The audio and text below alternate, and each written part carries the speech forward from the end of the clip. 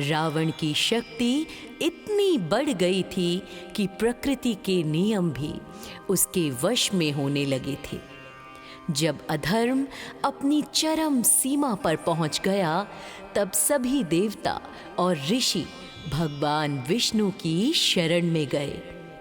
उन्होंने प्रार्थना की कि हे प्रभु, रावण का वध केवल एक मनुष्य के हाथों ही संभव है, क्योंकि उसने मनुष्य और वानर से अपनी मृत्यु न होने का वरदान नहीं मांगा था। कृपया आप अवतार लेकर धर्म की पुनः स्थापना करें हे प्रभु।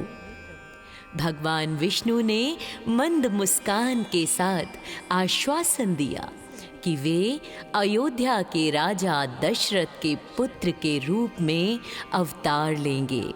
सरयू नदी के तट पर बसी अयोध्या नगरी स्वर्ग के समान वैभवशाली थी भक्तों।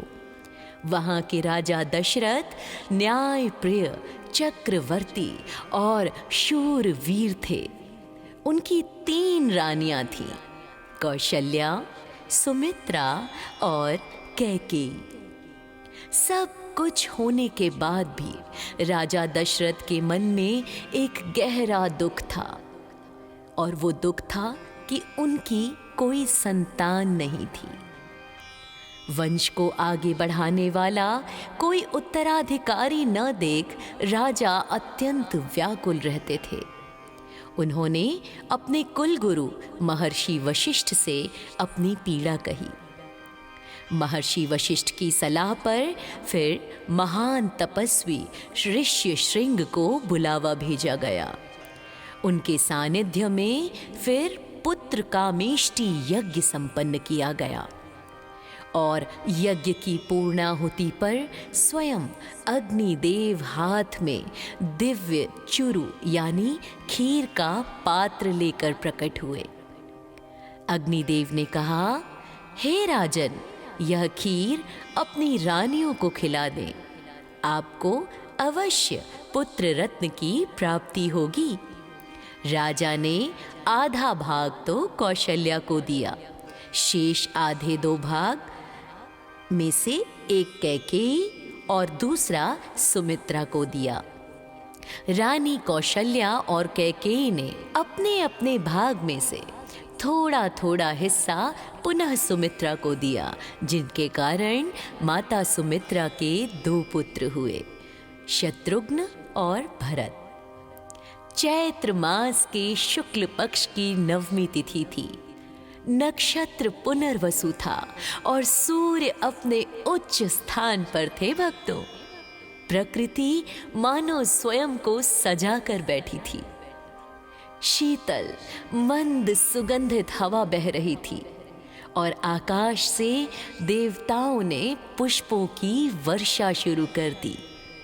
अचानक माता कौशल्या के सन्मुख भगवान विष्णु अपने चतुर्भुज रूप में प्रकट हुए। उनके हाथों में शंख, चक्र, गदा और पद्म थे। माता ने प्रार्थना की, हे प्रभु, आप इस दिव्य रूप को त्याग कर बालक का रूप धारें, ताकि मैं आपको वात्सल्य प्रेम दे सकूं। भगवान ने माता की करुण पुकार सुनकर तत्क्षण बालक का रूप धारण कर लिया और अयोध्या की गलियों में गूंज उठा, भय प्रकट कृपाला दीन दयाला कौसल्या हितकारी, हर्षित महतारी मुनि मनहारी अद्भुत रूप विचारी। जैसे ही राजा दशरथ को पुत्र जन्म का समाचार मिला भक्तों, वे आनंद के सागर में डूब गए। वे नंगे पांव ही गुरु वशिष्ठ के पास दौड़ पड़े। पूरी अयोध्या में आनंद छा गया। चारों ओर शहनाइयां बजने लगी, नर्तक नाचने लगे और सारी प्रजा झूम उठी। कुछ ही समय बाद 4 पुत्रों का जन्म हुआ। माता कौशल्या के पुत्र भगवान श्री राम, जो संपूर्ण विश्व को आनंद प्रदान करते हैं। माता कैकेयी के पुत्र हुए भरत, जो विश्व का भरण पोषण करने वाले हैं और जिनके नाम पे हमारे देश का नाम भारत रखा गया। माता सुमित्रा के ज्येष्ठ पुत्र लक्ष्मण, जो समस्त शुभ लक्षणों के धाम हैं और जो स्वयं शेषनाग के अवतार हैं। और माता सुमित्रा के कनिष्ठ पुत्र जो हैं शत्रुघ्न, जो शत्रुओं का नाश करने वाले हैं। इन सभी का जन्म शुभ शुभ हो गया भक्तों। चारों भाई धीरे धीरे बड़े होने लगे। उनकी बाल लीलाएं सबका मन मोह लेती। प्रभु राम कभी चंद्रमा को पाने की जिद करते तो कभी अपनी परछाई देखकर डरने का अभिनय करते। राजा दशरथ जब उन्हें भोजन के लिए बुलाते तो वे भागकर धूल में लिपट जाते, जिसे देखकर राजा और रानियां निहाल हो उठती। चारों भाइयों में अपार प्रेम था। विशेषकर लक्ष्मण जी हमेशा राम जी की छाया की तरह उनके पीछे रहते। प्यारे भक्तों, अयोध्या के राजमहल में जब चारों भाइयों का जन्म हुआ, तभी से उनके बीच में एक दिव्य आकर्षण था। गोस्वामी तुलसीदास जी लिखते हैं कि चारों भाई एक दूसरे के बिना भोजन तक नहीं करते थे। हालांकि चारों भाइयों में बहुत प्रेम था, लेकिन दो विशेष जोड़े बनकर आए थे, राम और लक्ष्मण तथा भरत और शत्रुघ्न। लक्ष्मण जी तो बचपन से ही श्री राम जी की छाया की तरह उनके पीछे पीछे चला करते। यदि राम जी सो जाते तो लक्ष्मण जी पहरा देते। दूसरी ओर शत्रुघ्न जी ने अपना सारा जीवन भरत जी की सेवा में समर्पित कर दिया। ये प्रेम केवल दिखावा नहीं था भक्तों, बल्कि एक दूसरे के प्रति पूर्ण समर्पण था। गुरु वशिष्ठ के आश्रम में शिक्षा ग्रहण करते समय भी उनकी एकता और विनय ने सबको चकित कर दिया था। जब राजा दशरथ ने कैकेयी के वचनों के कारण श्री राम को 14 वर्ष का वनवास दिया, तो लक्ष्मण जी के लिए अयोध्या किसी श्मशान से कम नहीं था भक्तों। उन्होंने अपनी नवविवाहित पत्नी उर्मिला, अपनी माता सुमित्रा और सभी राजसी सुखों का एक क्षण में त्याग कर दिया था। लक्ष्मण जी ने राम जी से कहा, गुरु पितु मातु न जानहु काहू, कहहु सुभाय नाथ पति आहू। अर्थात, हे नाथ, मैं आपके अलावा किसी माता पिता या गुरु को नहीं जानता। वनवास के 14 वर्षों में लक्ष्मण जी एक क्षण के लिए भी नहीं सोए भक्तों।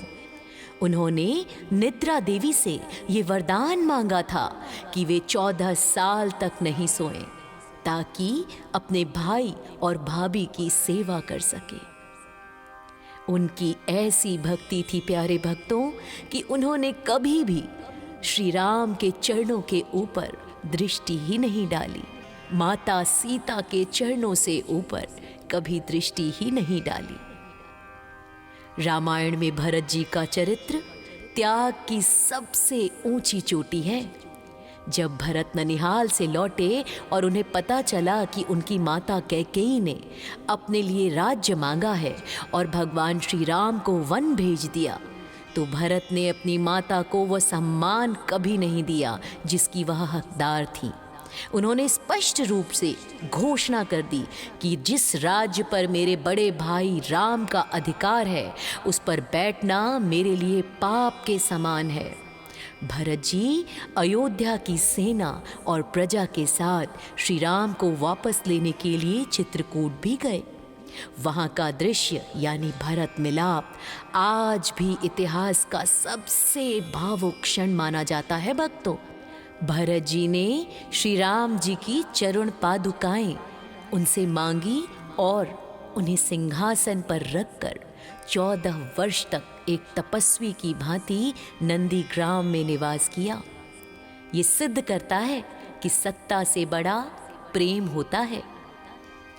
और अक्सर रामायण में शत्रुघ्न जी की चर्चा कम होती है, लेकिन उनका त्याग भी कम नहीं था।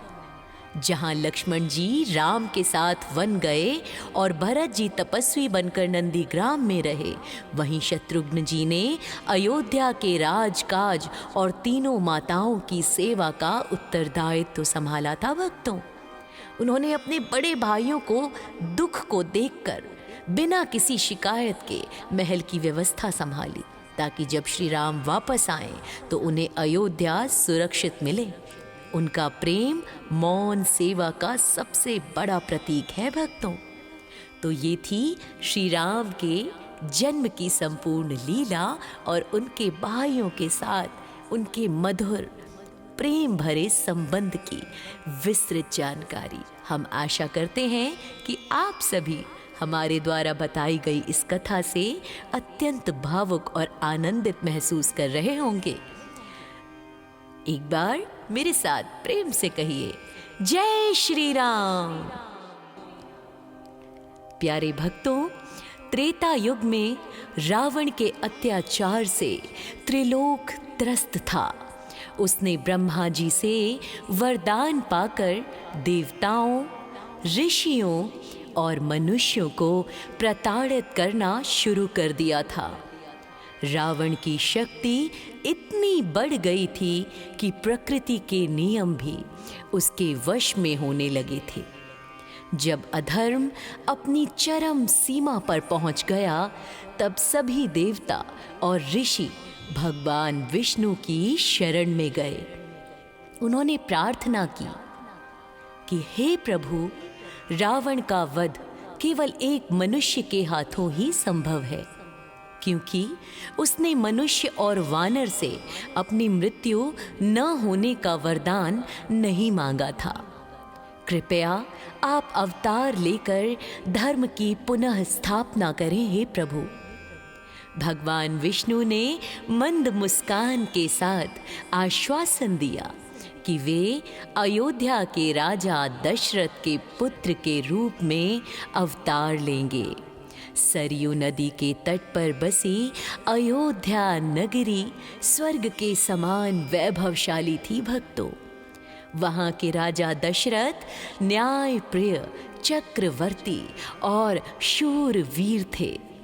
उनकी 3 रानियां थीं, कौशल्या, सुमित्रा और कैकेयी। सब कुछ होने के बाद भी राजा दशरथ के मन में एक गहरा दुख था, और वो दुख था कि उनकी कोई संतान नहीं थी।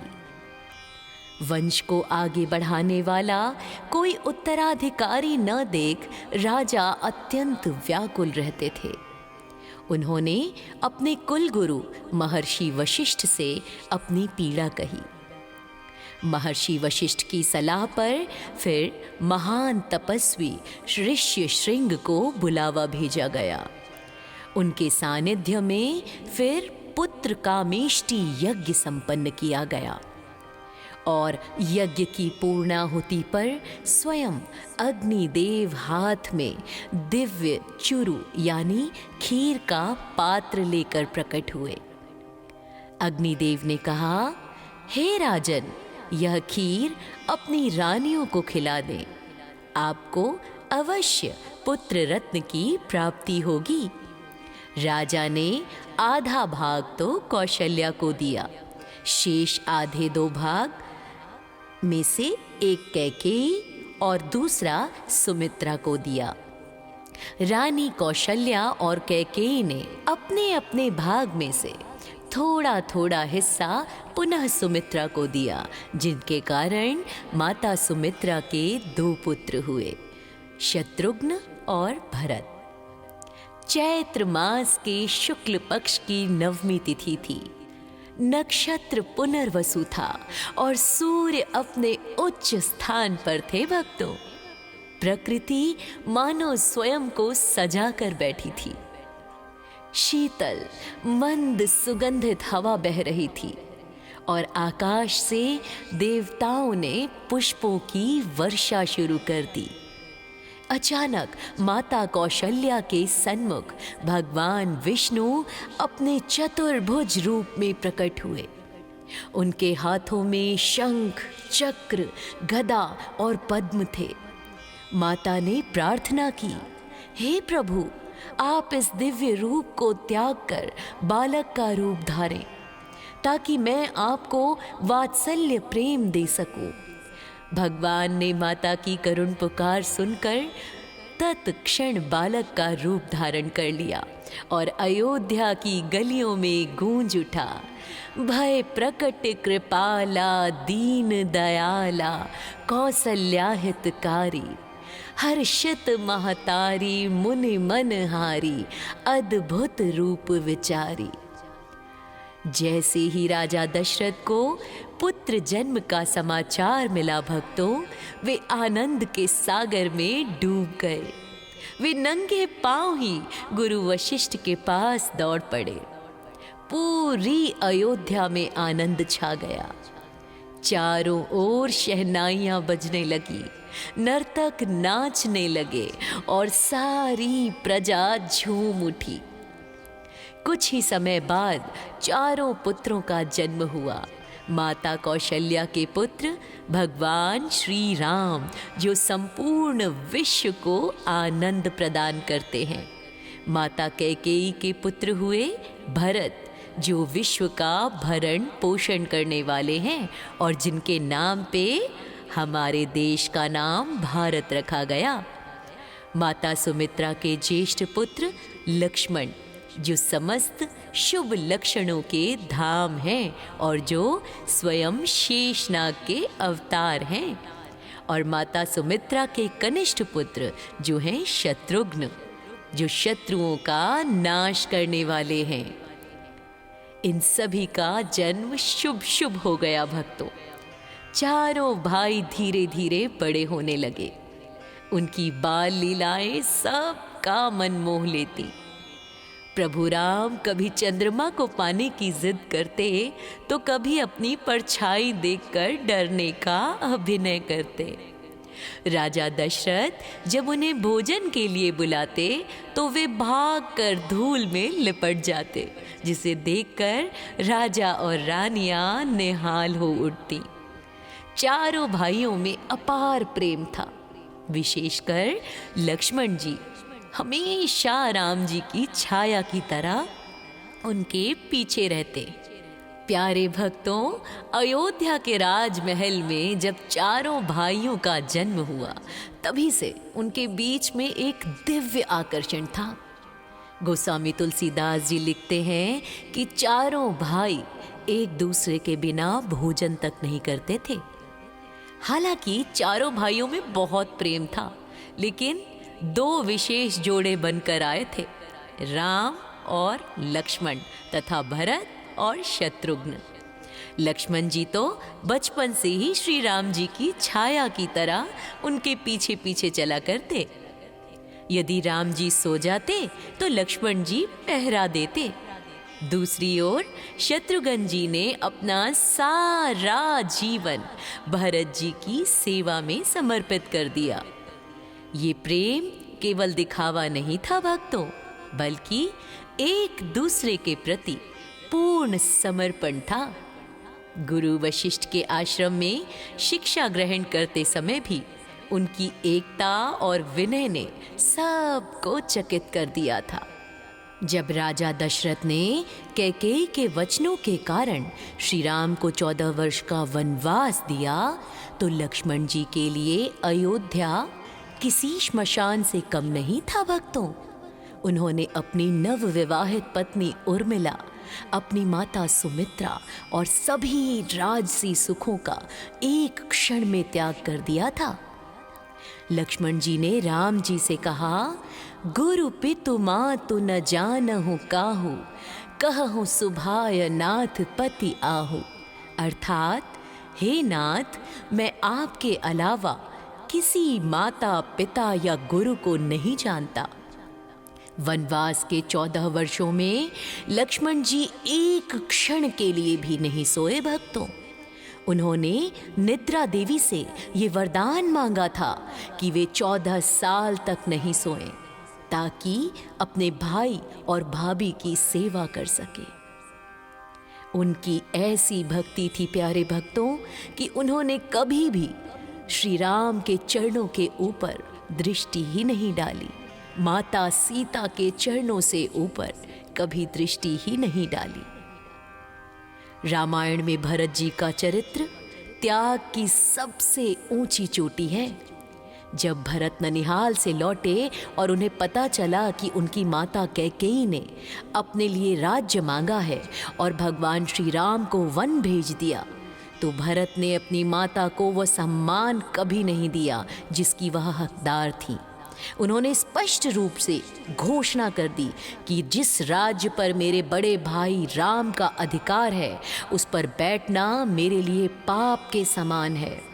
भरत जी अयोध्या की सेना और प्रजा के साथ श्री राम को वापस लेने के लिए चित्रकूट भी गए। वहाँ का दृश्य यानी भरत मिलाप आज भी इतिहास का सबसे भावुक क्षण माना जाता है भक्तों। भरत जी ने श्री राम जी की चरण पादुकाएं उनसे मांगी और उन्हें सिंहासन पर रखकर 14 वर्ष तक एक तपस्वी की भांति नंदीग्राम में निवास किया। ये सिद्ध करता है कि सत्ता से बड़ा प्रेम होता है। और अक्सर रामायण में शत्रुघ्न जी की चर्चा कम होती है, लेकिन उनका त्याग भी कम नहीं था। जहां लक्ष्मण जी राम के साथ वन गए और भरत जी तपस्वी बनकर नंदीग्राम में रहे, वहीं शत्रुघ्न जी ने अयोध्या के राजकाज और तीनों माताओं की सेवा का उत्तरदायित्व संभाला था भक्तों। उन्होंने अपने बड़े भाइयों को दुख को देखकर बिना किसी शिकायत के महल की व्यवस्था संभाली, ताकि जब श्री राम वापस आए तो उन्हें अयोध्या सुरक्षित मिले। उनका प्रेम मौन सेवा का सबसे बड़ा प्रतीक है भक्तों। तो ये थी श्री राम के जन्म की संपूर्ण लीला और उनके भाइयों के साथ उनके मधुर प्रेम भरे संबंध की विस्तृत जानकारी। हम आशा करते हैं कि आप सभी हमारे द्वारा बताई गई इस कथा से अत्यंत भावुक और आनंदित महसूस कर रहे होंगे। एक बार मेरे साथ प्रेम से कहिए, जय श्री राम।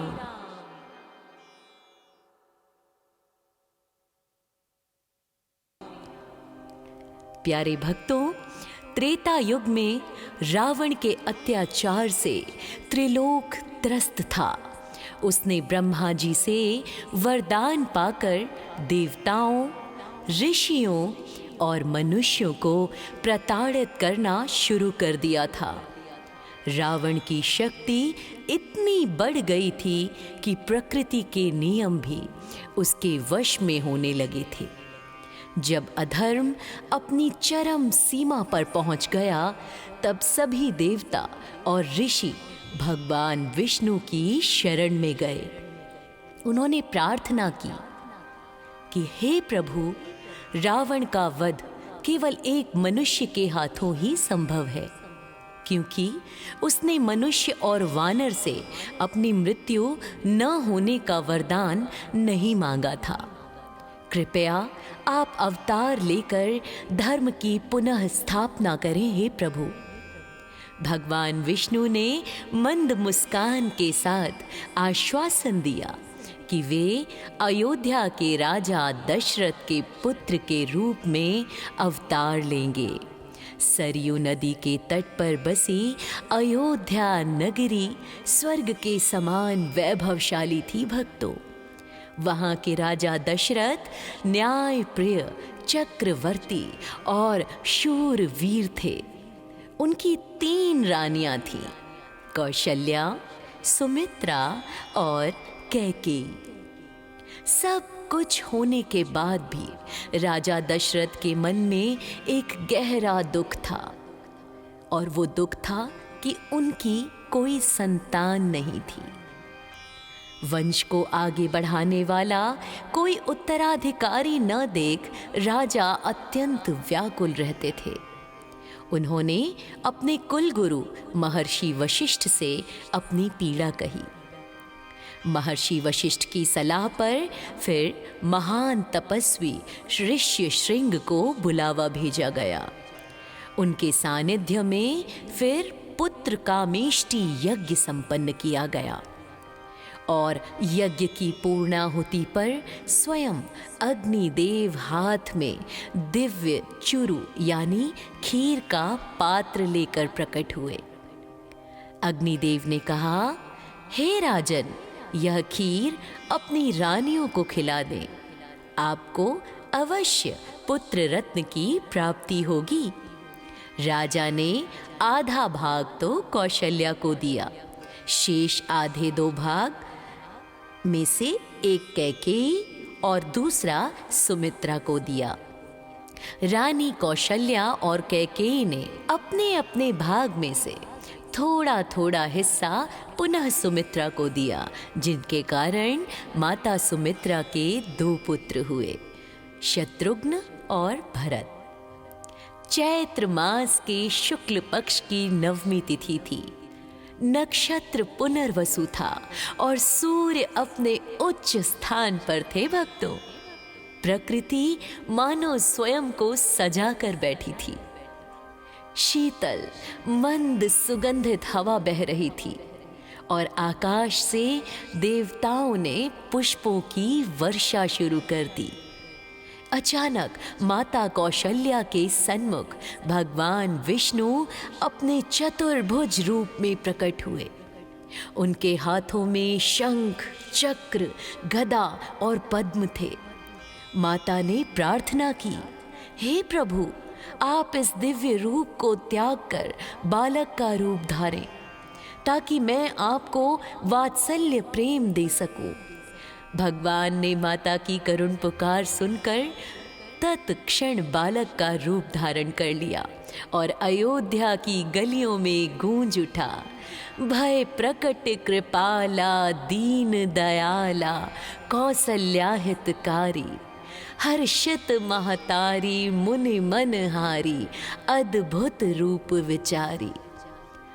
जैसे ही राजा दशरथ को पुत्र जन्म का समाचार मिला, भक्तों, वे आनंद के सागर में डूब गए। वे नंगे पांव ही गुरु वशिष्ठ के पास दौड़ पड़े। पूरी अयोध्या में आनंद छा गया।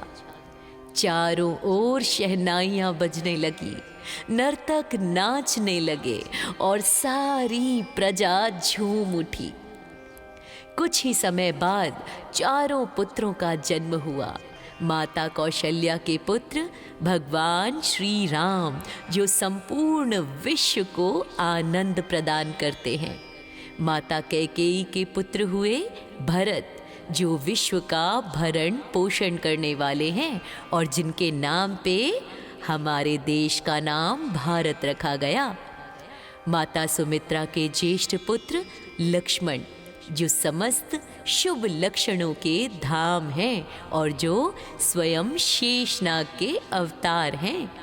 और माता सुमित्रा के कनिष्ठ पुत्र जो हैं शत्रुघ्न, जो शत्रुओं का नाश करने वाले हैं। इन सभी का जन्म शुभ शुभ हो गया। भक्तों, चारों भाई धीरे धीरे बड़े होने लगे। उनकी बाल लीलाएं सबका मन मोह लेती। प्रभु राम कभी चंद्रमा को पाने की जिद करते तो कभी अपनी परछाई देखकर डरने का अभिनय करते। राजा दशरथ जब उन्हें भोजन के लिए बुलाते तो वे भागकर धूल में लिपट जाते, जिसे देखकर राजा और रानियां निहाल हो उठती। चारों भाइयों में अपार प्रेम था। विशेषकर लक्ष्मण जी हमेशा राम जी की छाया की तरह उनके पीछे रहते। प्यारे भक्तों, अयोध्या के राजमहल में जब चारों भाइयों का जन्म हुआ, तभी से उनके बीच में एक दिव्य आकर्षण था। गोस्वामी तुलसीदास जी लिखते हैं कि चारों भाई एक दूसरे के बिना भोजन तक नहीं करते थे। हालांकि चारों भाइयों में बहुत प्रेम था, लेकिन 2 विशेष जोड़े बनकर आए थे, राम और लक्ष्मण तथा भरत और शत्रुघ्न। लक्ष्मण जी तो बचपन से ही श्री राम जी की छाया की तरह उनके पीछे पीछे चला करते। यदि राम जी सो जाते तो लक्ष्मण जी पहरा देते। दूसरी ओर शत्रुघ्न जी ने अपना सारा जीवन भरत जी की सेवा में समर्पित कर दिया। ये प्रेम केवल दिखावा नहीं था भक्तों, बल्कि एक दूसरे के प्रति पूर्ण समर्पण था। गुरु वशिष्ठ के आश्रम में शिक्षा ग्रहण करते समय भी उनकी एकता और विनय ने सबको चकित कर दिया था। जब राजा दशरथ ने कैकेयी के वचनों के कारण श्री राम को 14 वर्ष का वनवास दिया, तो लक्ष्मण जी के लिए अयोध्या किसी श्मशान से कम नहीं था भक्तों। उन्होंने अपनी नवविवाहित पत्नी उर्मिला, अपनी माता सुमित्रा और सभी राजसी सुखों का एक क्षण में त्याग कर दिया था। लक्ष्मण जी ने राम जी से कहा, गुरु पितु मातु न जानहु काहू, कहहु सुभाय नाथ पति आहू। अर्थात, हे नाथ, मैं आपके अलावा किसी माता पिता या गुरु को नहीं जानता। वनवास के 14 वर्षों में लक्ष्मण जी एक क्षण के लिए भी नहीं सोए भक्तों। उन्होंने निद्रा देवी से ये वरदान मांगा था कि वे 14 साल तक नहीं सोएं, ताकि अपने भाई और भाभी की सेवा कर सके। उनकी ऐसी भक्ति थी प्यारे भक्तों कि उन्होंने कभी भी श्री राम के चरणों के ऊपर दृष्टि ही नहीं डाली, माता सीता के चरणों से ऊपर कभी दृष्टि ही नहीं डाली। रामायण में भरत जी का चरित्र त्याग की सबसे ऊंची चोटी है। जब भरत ननिहाल से लौटे और उन्हें पता चला कि उनकी माता कैकेयी ने अपने लिए राज्य मांगा है और भगवान श्री राम को वन भेज दिया, तो भरत ने अपनी माता को वह सम्मान कभी नहीं दिया जिसकी वह हकदार थी। उन्होंने स्पष्ट रूप से घोषणा कर दी कि जिस राज्य पर मेरे बड़े भाई राम का अधिकार है, उस पर बैठना मेरे लिए पाप के समान है। भरत जी अयोध्या की सेना और प्रजा के साथ श्री राम को वापस लेने के लिए चित्रकूट भी गए। वहाँ का दृश्य यानी भरत मिलाप आज भी इतिहास का सबसे भावुक क्षण माना जाता है भक्तों।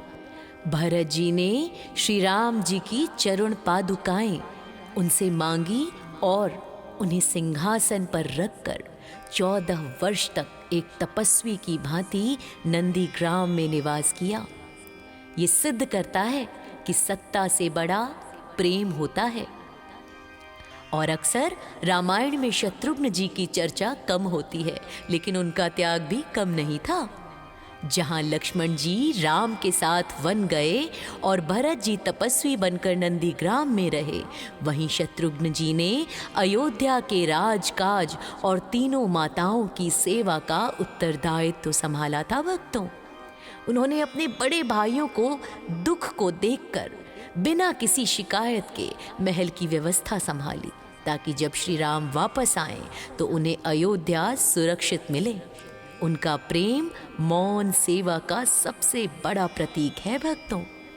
तो ये थी श्री राम के जन्म की संपूर्ण लीला और उनके भाइयों के साथ उनके मधुर प्रेम भरे संबंध की विस्तृत जानकारी। हम आशा करते हैं कि आप सभी हमारे द्वारा बताई गई इस कथा से अत्यंत भावुक और आनंदित महसूस कर रहे होंगे।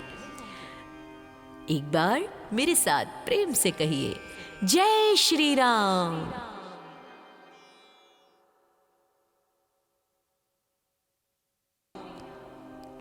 प्यारे भक्तों, त्रेता युग में रावण के अत्याचार से त्रिलोक त्रस्त था।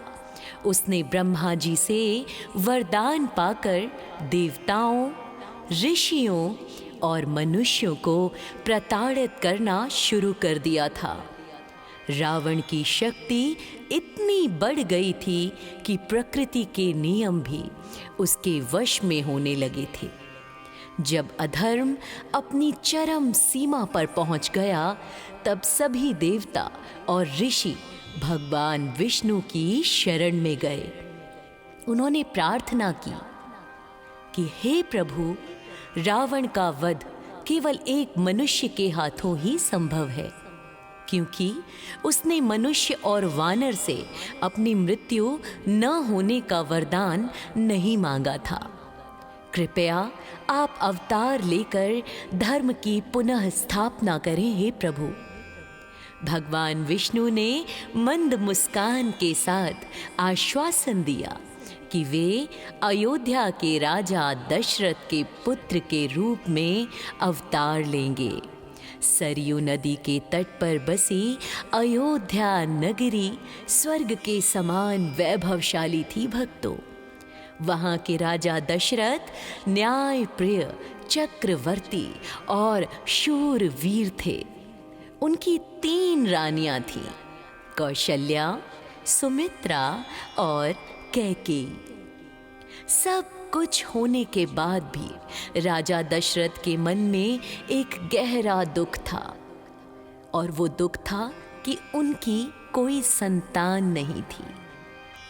वंश को आगे बढ़ाने वाला कोई उत्तराधिकारी न देख राजा अत्यंत व्याकुल रहते थे। उन्होंने अपने कुलगुरु महर्षि वशिष्ठ से अपनी पीड़ा कही।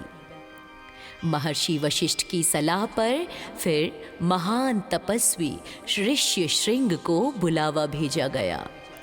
उनके सानिध्य में फिर पुत्र कामेष्टि यज्ञ संपन्न किया गया, और यज्ञ की पूर्णाहुति पर स्वयं अग्निदेव हाथ में दिव्य चुरु यानी खीर का पात्र लेकर प्रकट हुए। अग्निदेव ने कहा, हे राजन, यह खीर अपनी रानियों को खिला दें, आपको अवश्य पुत्र रत्न की प्राप्ति होगी। राजा ने आधा भाग तो कौशल्या को दिया, शेष आधे 2 भाग में से एक कैकेयी और दूसरा सुमित्रा को दिया। रानी कौशल्या और कैकेयी ने अपने अपने भाग में से थोड़ा थोड़ा हिस्सा पुनः सुमित्रा को दिया, जिनके कारण माता सुमित्रा के 2 पुत्र हुए, शत्रुघ्न और भरत। चैत्र मास के शुक्ल पक्ष की 9वीं तिथि थी। नक्षत्र पुनर्वसु था और सूर्य अपने उच्च स्थान पर थे भक्तों। प्रकृति मानो स्वयं को सजा कर बैठी थी। शीतल मंद सुगंधित हवा बह रही थी और आकाश से देवताओं ने पुष्पों की वर्षा शुरू कर दी। अचानक माता कौशल्या के सन्मुख भगवान विष्णु अपने चतुर्भुज रूप में प्रकट हुए। उनके हाथों में शंख, चक्र, गदा और पद्म थे। माता ने प्रार्थना की, हे प्रभु, आप इस दिव्य रूप को त्याग कर बालक का रूप धारें, ताकि मैं आपको वात्सल्य प्रेम दे सकूं। भगवान ने माता की करुण पुकार सुनकर तत्क्षण बालक का रूप धारण कर लिया और अयोध्या की गलियों में गूंज उठा, भय प्रकट कृपाला दीन दयाला कौसल्या हितकारी, हर्षित महतारी मुनि मनहारी अद्भुत रूप विचारी। जैसे ही राजा दशरथ को पुत्र जन्म का समाचार मिला भक्तों, वे आनंद के सागर में डूब गए। वे नंगे पांव ही गुरु वशिष्ठ के पास दौड़ पड़े। पूरी अयोध्या में आनंद छा गया। चारों ओर शहनाइयां बजने लगी, नर्तक नाचने लगे और सारी प्रजा झूम उठी। कुछ ही समय बाद चारों पुत्रों का जन्म हुआ। माता कौशल्या के पुत्र भगवान श्री राम, जो संपूर्ण विश्व को आनंद प्रदान करते हैं। माता कैकेयी के पुत्र हुए भरत, जो विश्व का भरण पोषण करने वाले हैं और जिनके नाम पे हमारे देश का नाम भारत रखा गया। माता सुमित्रा के ज्येष्ठ पुत्र लक्ष्मण, जो समस्त शुभ लक्षणों के धाम हैं और जो स्वयं शेषनाग के अवतार हैं, और माता सुमित्रा के कनिष्ठ पुत्र जो हैं शत्रुघ्न, जो शत्रुओं का नाश करने वाले हैं। इन सभी का जन्म शुभ शुभ हो गया भक्तों। चारों भाई धीरे धीरे बड़े होने लगे। उनकी बाल लीलाएं सबका मन मोह लेती। प्रभु राम कभी चंद्रमा को पाने की जिद करते तो कभी अपनी परछाई देखकर डरने का अभिनय करते। राजा दशरथ जब उन्हें भोजन के लिए बुलाते तो वे भागकर धूल में लिपट जाते, जिसे देखकर राजा और रानियां निहाल हो उठती। चारों भाइयों में अपार प्रेम था। विशेषकर लक्ष्मण जी हमेशा राम जी की छाया की तरह उनके पीछे रहते। प्यारे भक्तों, अयोध्या के राजमहल में जब चारों भाइयों का जन्म हुआ, तभी से उनके बीच में एक दिव्य आकर्षण था। गोस्वामी तुलसीदास जी लिखते हैं कि चारों भाई एक दूसरे के बिना भोजन तक नहीं करते थे। हालांकि चारों भाइयों में बहुत प्रेम था, लेकिन दो विशेष जोड़े बनकर आए थे, राम और लक्ष्मण तथा भरत और शत्रुघ्न। लक्ष्मण जी तो बचपन से ही श्री राम जी की छाया की तरह उनके पीछे पीछे चला करते। यदि राम जी सो जाते तो लक्ष्मण जी पहरा देते। दूसरी ओर शत्रुघ्न जी ने अपना सारा जीवन भरत जी की सेवा में समर्पित कर दिया। ये प्रेम केवल दिखावा नहीं था भक्तों, बल्कि एक दूसरे के प्रति पूर्ण समर्पण था। गुरु वशिष्ठ के आश्रम में शिक्षा ग्रहण करते समय भी उनकी एकता और विनय ने सबको चकित कर दिया था। जब राजा दशरथ ने कैकेयी के वचनों के कारण श्री राम को 14 वर्ष का वनवास दिया, तो लक्ष्मण जी के लिए अयोध्या किसी श्मशान से कम नहीं था भक्तों। उन्होंने अपनी नवविवाहित पत्नी उर्मिला, अपनी माता सुमित्रा और सभी राजसी सुखों का एक क्षण में त्याग कर दिया था। लक्ष्मण जी ने राम जी से कहा, गुरु पितु मातु न जानहु काहू, कहहु सुभाय नाथ पति आहू। अर्थात, हे नाथ, मैं आपके अलावा किसी माता पिता या गुरु को नहीं जानता। वनवास के 14 वर्षों में लक्ष्मण जी एक क्षण के लिए भी नहीं सोए भक्तों।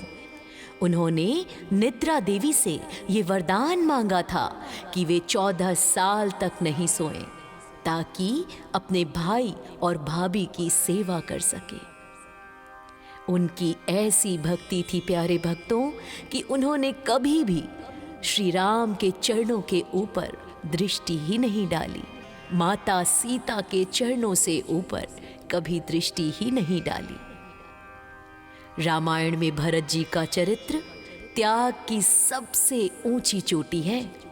जब भरत ननिहाल से लौटे और उन्हें पता चला कि उनकी माता कैकेयी ने अपने लिए राज्य मांगा है और भगवान श्री राम को वन भेज दिया, तो भरत ने अपनी माता को वह सम्मान कभी नहीं दिया जिसकी वह हकदार थी। उन्होंने स्पष्ट रूप से घोषणा कर दी कि जिस राज्य पर मेरे बड़े भाई राम का अधिकार है, उस पर बैठना मेरे लिए पाप के समान है। भरत जी अयोध्या की सेना और प्रजा के साथ श्री राम को वापस लेने के लिए चित्रकूट भी गए। वहाँ का दृश्य यानी भरत मिलाप आज भी इतिहास का सबसे भावुक क्षण माना जाता है भक्तों। भरत जी ने श्री राम जी की चरण पादुकाएं उनसे मांगी और उन्हें सिंहासन पर रखकर 14 वर्ष तक एक तपस्वी की भांति नंदीग्राम में निवास किया। ये सिद्ध करता है कि सत्ता से बड़ा प्रेम होता है। और अक्सर रामायण में शत्रुघ्न जी की चर्चा कम होती है, लेकिन उनका त्याग भी कम नहीं था। जहां लक्ष्मण जी राम के साथ वन गए और भरत जी तपस्वी बनकर नंदीग्राम में रहे, वहीं शत्रुघ्न जी ने अयोध्या के राजकाज और तीनों माताओं की सेवा का उत्तरदायित्व संभाला था। भक्तों, उन्होंने अपने बड़े भाइयों को दुख को देखकर बिना किसी शिकायत के महल की व्यवस्था संभाली, ताकि जब श्री राम वापस आए तो उन्हें अयोध्या सुरक्षित मिले। उनका प्रेम मौन सेवा का सबसे बड़ा प्रतीक है। भक्तों, तो ये थी श्री राम के जन्म की संपूर्ण लीला और उनके भाइयों के साथ उनके मधुर प्रेम भरे संबंध की विस्तृत जानकारी। हम आशा करते हैं कि आप सभी हमारे द्वारा बताई गई इस कथा से अत्यंत भावुक और आनंदित महसूस कर रहे होंगे। एक बार मेरे साथ प्रेम से कहिए, जय श्री राम।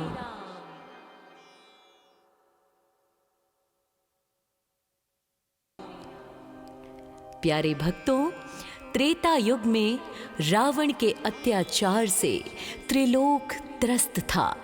उसने ब्रह्मा जी से वरदान पाकर देवताओं, ऋषियों और मनुष्यों को प्रताड़ित करना शुरू कर दिया था।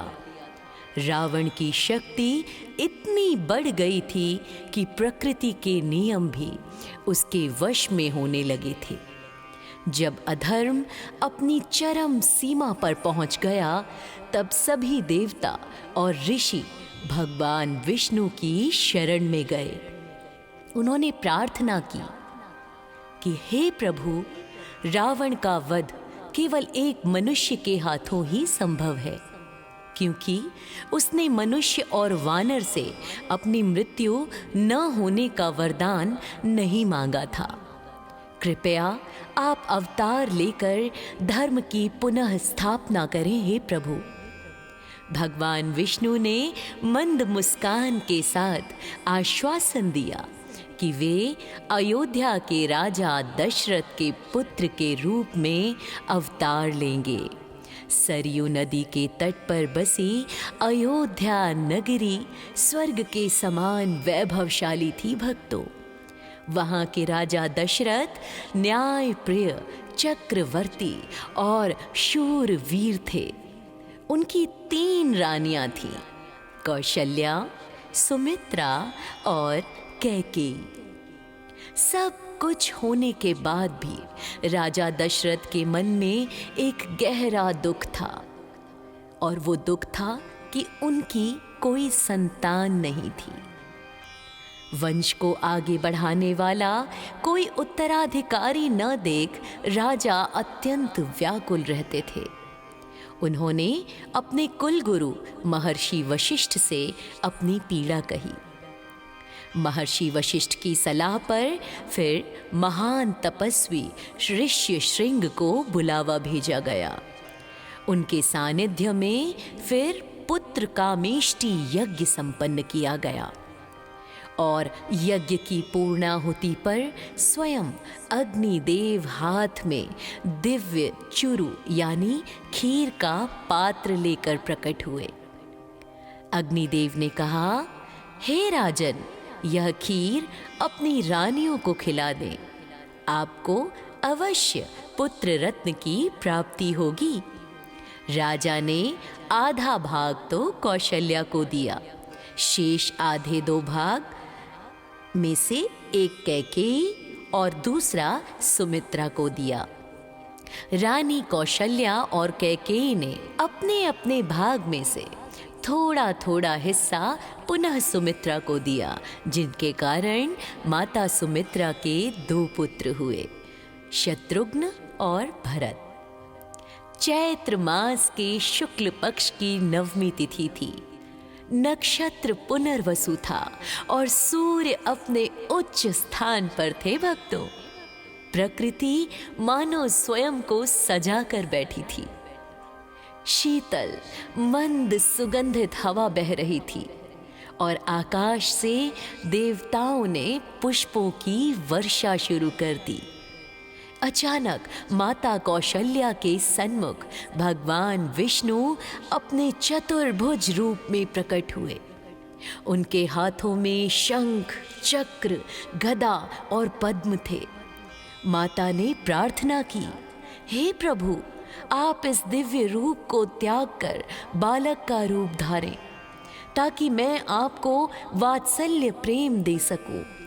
भगवान ने माता की करुण पुकार सुनकर तत्क्षण बालक का रूप धारण कर लिया और अयोध्या की गलियों में गूंज उठा, भय प्रकट कृपाला दीन दयाला कौसल्या हितकारी, हर्षित महतारी मुनि मनहारी अद्भुत रूप विचारी।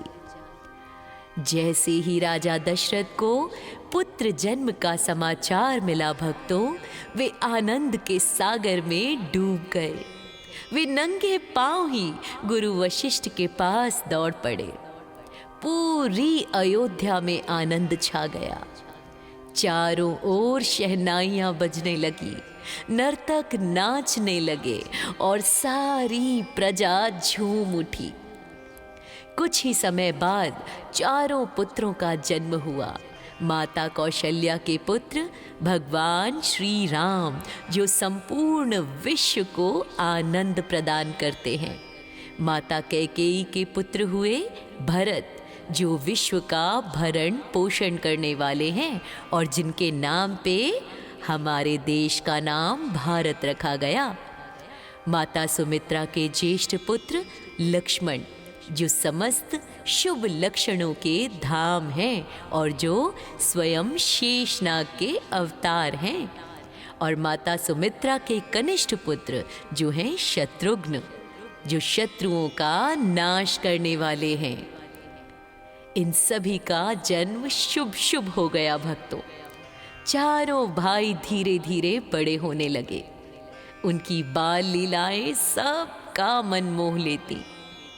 प्रभु राम कभी चंद्रमा को पाने की जिद करते तो कभी अपनी परछाई देखकर डरने का अभिनय करते। राजा दशरथ जब उन्हें भोजन के लिए बुलाते तो वे भागकर धूल में लिपट जाते, जिसे देखकर राजा और रानियां निहाल हो उठती। चारों भाइयों में अपार प्रेम था। विशेषकर लक्ष्मण जी हमेशा राम जी की छाया की तरह उनके पीछे रहते। प्यारे भक्तों, अयोध्या के राजमहल में जब चारों भाइयों का जन्म हुआ, तभी से उनके बीच में एक दिव्य आकर्षण था। गोस्वामी तुलसीदास जी लिखते हैं कि चारों भाई एक दूसरे के बिना भोजन तक नहीं करते थे। हालांकि चारों भाइयों में बहुत प्रेम था, लेकिन दो विशेष जोड़े बनकर आए थे, राम और लक्ष्मण तथा भरत और शत्रुघ्न। लक्ष्मण जी तो बचपन से ही श्री राम जी की छाया की तरह उनके पीछे पीछे चला करते। यदि राम जी सो जाते तो लक्ष्मण जी पहरा देते। दूसरी ओर शत्रुघ्न जी ने अपना सारा जीवन भरत जी की सेवा में समर्पित कर दिया। ये प्रेम केवल दिखावा नहीं था भक्तों, बल्कि एक दूसरे के प्रति पूर्ण समर्पण था। गुरु वशिष्ठ के आश्रम में शिक्षा ग्रहण करते समय भी उनकी एकता और विनय ने सबको चकित कर दिया था। जब राजा दशरथ ने कैकेयी के वचनों के कारण श्री राम को 14 वर्ष का वनवास दिया, तो लक्ष्मण जी के लिए अयोध्या किसी श्मशान से कम नहीं था भक्तों। उन्होंने अपनी नवविवाहित पत्नी उर्मिला, अपनी माता सुमित्रा और सभी राजसी सुखों का एक क्षण में त्याग कर दिया था। लक्ष्मण जी ने राम जी से कहा, गुरु पितु मातु न जानहु काहू, कहहु सुभाय नाथ पति आहू। अर्थात, हे नाथ, मैं आपके अलावा किसी माता पिता या गुरु को नहीं जानता। वनवास के 14 वर्षों में लक्ष्मण जी एक क्षण के लिए भी नहीं सोए भक्तों। उन्होंने निद्रा देवी से ये वरदान मांगा था कि वे 14 साल तक नहीं सोएं, ताकि अपने भाई और भाभी की सेवा कर सके। उनकी ऐसी भक्ति थी प्यारे भक्तों कि उन्होंने कभी भी श्री राम के चरणों के ऊपर दृष्टि ही नहीं डाली। माता सीता के चरणों से ऊपर कभी दृष्टि ही नहीं डाली। रामायण में भरत जी का चरित्र त्याग की सबसे ऊंची चोटी है। जब भरत ननिहाल से लौटे और उन्हें पता चला कि उनकी माता कैकेयी ने अपने लिए राज्य मांगा है और भगवान श्री राम को वन भेज दिया, तो भरत ने अपनी माता को वह सम्मान कभी नहीं दिया जिसकी वह हकदार थी। उन्होंने स्पष्ट रूप से घोषणा कर दी कि जिस राज्य पर मेरे बड़े भाई राम का अधिकार है, उस पर बैठना मेरे लिए पाप के समान है। भरत जी अयोध्या की सेना और प्रजा के साथ श्री राम को वापस लेने के लिए चित्रकूट भी गए। वहाँ का दृश्य यानी भरत मिलाप आज भी इतिहास का सबसे भावुक क्षण माना जाता है भक्तों। भरत जी ने श्री राम जी की चरण पादुकाएं उनसे मांगी और उन्हें सिंहासन पर रखकर 14 वर्ष तक एक तपस्वी की भांति नंदीग्राम में निवास किया। ये सिद्ध करता है कि सत्ता से बड़ा प्रेम होता है। और अक्सर रामायण में शत्रुघ्न जी की चर्चा कम होती है, लेकिन उनका त्याग भी कम नहीं था। जहां लक्ष्मण जी राम के साथ वन गए और भरत जी तपस्वी बनकर नंदीग्राम में रहे, वहीं शत्रुघ्न जी ने अयोध्या के राजकाज और तीनों माताओं की सेवा का उत्तरदायित्व संभाला था भक्तों। उन्होंने अपने बड़े भाइयों को दुख को देखकर बिना किसी शिकायत के महल की व्यवस्था संभाली, ताकि जब श्री राम वापस आए तो उन्हें अयोध्या सुरक्षित मिले। उनका प्रेम मौन सेवा का सबसे बड़ा प्रतीक है भक्तों। तो ये थी श्री राम के जन्म की संपूर्ण लीला और उनके भाइयों के साथ उनके मधुर प्रेम भरे संबंध की विस्तृत जानकारी। हम आशा करते हैं कि आप सभी हमारे द्वारा बताई गई इस कथा से अत्यंत भावुक और आनंदित महसूस कर रहे होंगे। एक बार मेरे साथ प्रेम से कहिए, जय श्री राम।